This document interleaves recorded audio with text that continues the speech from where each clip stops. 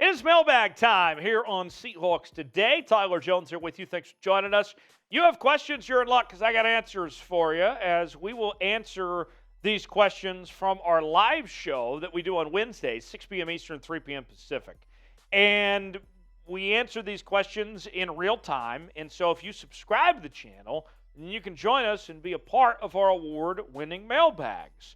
And it's a great time. We enjoy ourselves. The chat gets real active, and we interact with the chat in real time. It's awesome. You super chat, or if you use the hashtag Seahawks, your question is going on the mailbag. Pretty fantastic if you ask me. Subscribe today, turn on notifications, join us for our live shows, and be a part of our mailbags here on the channel, youtube.com/Seahawks TV. First question from Brandon. What are the chances Ndamukong Suh is coming to Seattle? Well, let me paint a picture here for you, Brandon. Okay? Think about this. So last year, in 2022, Ndamukong Suh waited a while before he finally signed while the season was already in progress and ended up with the Philadelphia Eagles and did not take a discount of some sorts. He said, look, I'm playing for this price or I'm not playing at all. And finally, the Eagles stepped up and said, all right, we're paying you. And he played, and the rest is history, okay? I think I would guess that Ndamukong Suh isn't looking to play football in 2023 just to give him something to do instead of like knitting or something like that. I don't know. That he wants to be paid a decent amount to actually play this upcoming year. And the Seahawks haven't needed the defensive line. You look at Ndamukong Suh, and this is a guy that's from the Pacific Northwest. I think it's possible, but unlikely. Want to rule it out, but a lot of things still in the way to make that happen, Brandon. Bacha Director says, hashtag Seahawks predictions for how Devon Witherspoon, Jaxon Smith-Njigba will do. Bacha, I think there is a possibility that we could see both Devon Witherspoon and Jaxon Smith-Njigba competing for Rookie of the Year on offense and on defense. I think both guys are capable of being Rookie of the Year contenders. And here's why. Both players are the best player at their said position in this last draft. Smith-Njigba, the best wideout. Devon Witherspoon, the best corner. I think that they are going to have an immediate impact on this Seahawks team and be a force to be reckoned with. Watch out for both players. I think they're going to be awesome to have here in 2023. The 12s writes in, what are the chances the Seahawks trade for Quinnen Williams? Okay. The 12s, this is kind of a loaded answer here, so hear me out step by step. Quinnen Williams wants out of New York if he doesn't get paid. He's looking for around $23.5 million is the number, and the Jets aren't sure if they can pay that. So if you bring in Quinnen Williams, not only are you paying the $9 million that's on his fifth-year option for this upcoming season, but then extending that and paying $23+ million for the next several years of his contract. So you got to pay him a lot of money. That's number one. And then the draft capital, too. You're looking at a guy that was a first-team All-Pro this past year, that's coming off the best season of his career. What you'd have to give up for Quinnen Williams is not going to be cheap either. So the chances, low, but Seahawks are desperate on that defensive line, like we talked about with Ndamukong Suh, and Quinnen Williams is in the prime of his career right now. So it's possible, but unlikely. Should the Seahawks trade for Quinnen Williams? What say you? This is our pinned comment today. You might get an ad break. If so, take advantage of it. Get your votes in. Tell me one way or the other. Why for yes and for no? What do you think? Why for yes and for no? Should Seattle trade for Quinnen Williams? Let me know in the comment section. Cody, with a lot of all caps checking in, says, should I say this screaming? I'll save you the misery. If we restructure contracts to bring veteran D-line help, does this make us contenders? What say you? Personally, I believe we are already contenders now and definitely next year.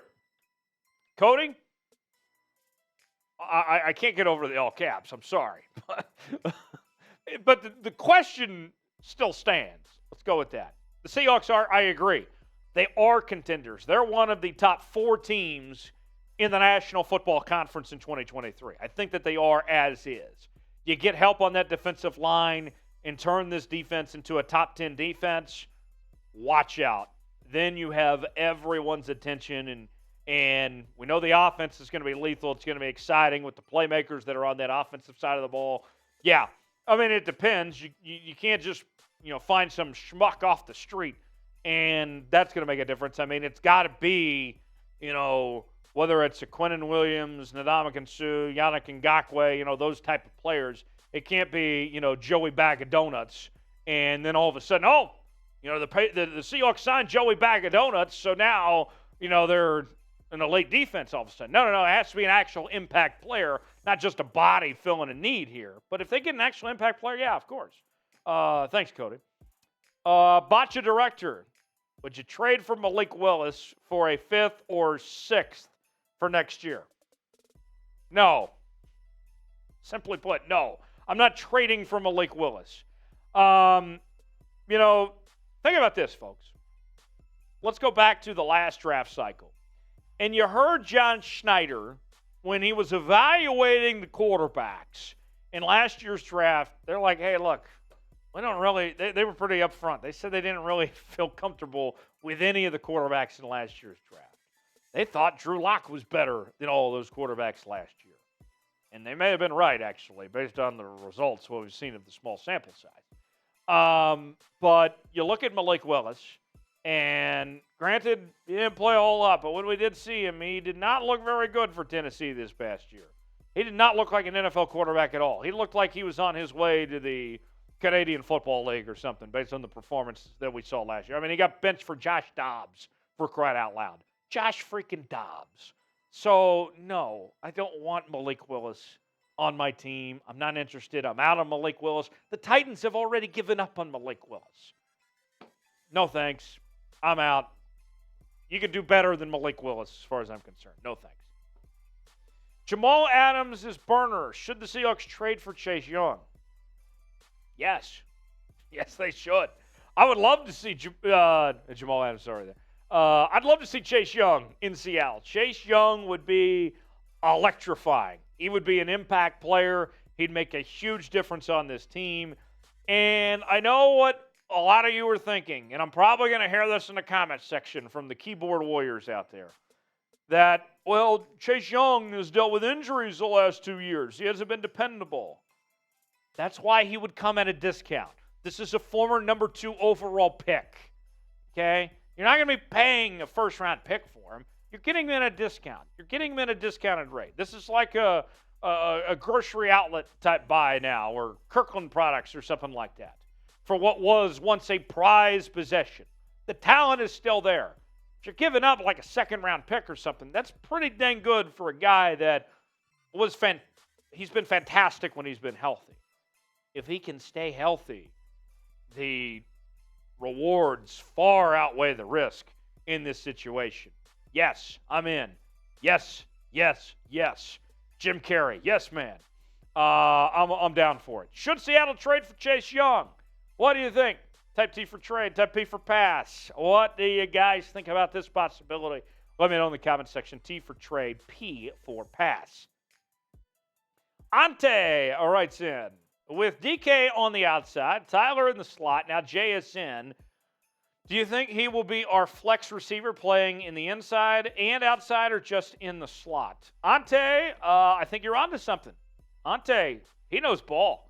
Ante knows what he's talking about. Yes, I do think we're going to see a little bit of everything with Jaxon Smith-Njigba. I think you're going to keep defenses guessing and try to get the most out of Jaxon Smith-Njigba. We know that he is a very good possession receiver, but also very fast as well, so that can make him a deep threat down the field. Yeah, I think you're going to see Jaxon Smith-Njigba all over the place as far as I'm concerned. I am excited about what we're going to see with Jaxon Smith-Njigba in 2023, that they're going to find a lot of different ways to use him as far as that goes.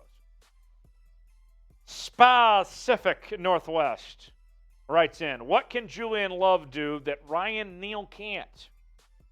Let me go on record and say this.